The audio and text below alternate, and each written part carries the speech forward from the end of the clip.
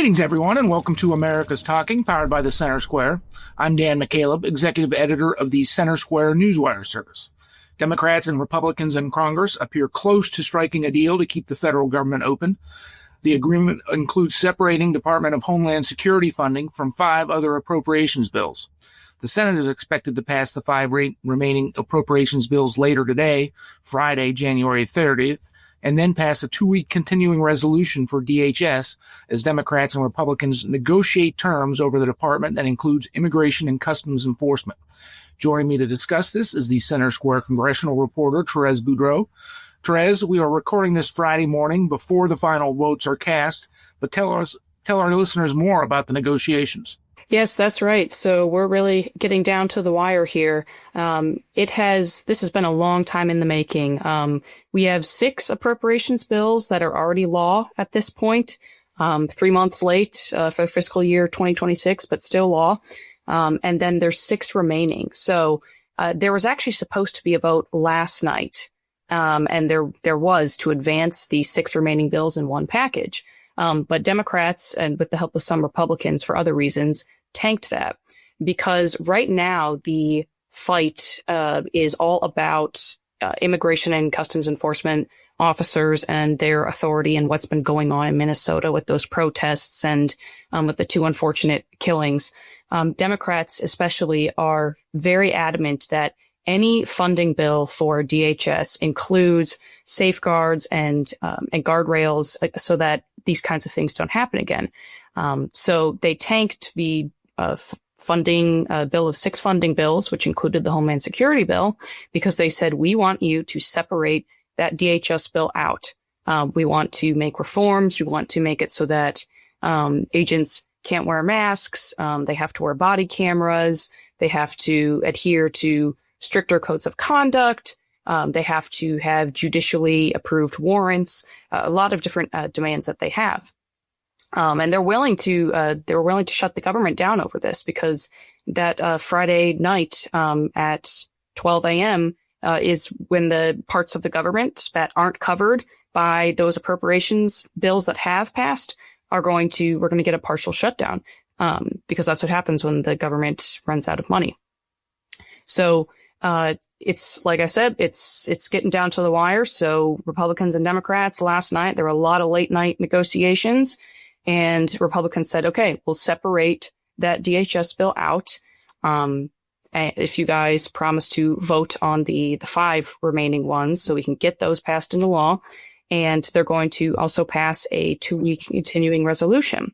So what that basically does is it puts funding, on cruise control for DHS for about 2 weeks. And so that's going to give lawmakers time, hopefully, to negotiate those different terms and demands that Democrats want to see in that Homeland Security bill. Now, the House is out, which means that there over the weekend will be a very brief, won't really affect anyone, partial government shutdown just for the DHS side, because that CR, that stopgap, still needs to get the House's approval. The other 5 bills don't. They can just go straight to President Trump's desk because those have passed the House. But that CR needs House approval, and the House doesn't return until February 2nd. So again, there's not going to be much drama involved with that probably, but that's where we're at right now. And that vote on those 5 bills and the stopgap is going to happen later this morning. So that's what we're going to be watching out for. Assuming the 5 non-DHS appropriations bills do pass today, which we are assuming that. Of course, they still have to take the vote, so you never know. That leaves the DHS funding bill, as you said, where they're looking at a 2-week continuing resolution.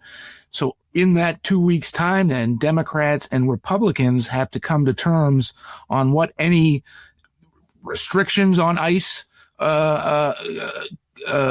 occur. Republicans, of course, support ICE. Most Republicans, I should say, support ICE and the ICE operations. Democrats have not. Are they going to be able to strike a deal in 2 weeks? That is the question, isn't it? Republicans, especially Senate Majority Leader John Thune, wanted the CR to last longer. They were hoping for initially a 6-week CR, then they pared it down to 4 weeks. But they eventually settled on the 2 weeks because that's the question, is that there are a lot of restrictions that Democrats want that a lot of Republicans, especially those in the House, remember the House has to swallow this as well, that a lot of Republicans don't want to see. You know, they make arguments, well, if you take away ICE's ability to wear masks when they conduct their business, then there could be people that dox them, or people that put their personal information online, because there's a lot of, as everyone knows, there's a lot of tension, a lot of anger over what's going on right now. So just things like that, to where it is going to we're all hoping that they're able to negotiate this in 2 weeks, because otherwise, what then? Are we going to have another CR? Are we, it's at that point we're, 4 months basically into fiscal year 2026, which started, in October. So it's like, okay, are they going to get their act here, and are they going to do this? I do think that there is hope, though, on both sides, that they will work something out, because everyone wants to avoid another shutdown or funding crisis of any kind. So I really do think that things are heading in the right direction, and that we will get some kind of solution. Of course, yeah, in October and November, the government was shut down for the longest time in history. I don't think anyone wants that, but then there's all this controversy over immigration enforcement efforts in Minnesota and across the country. We'll see.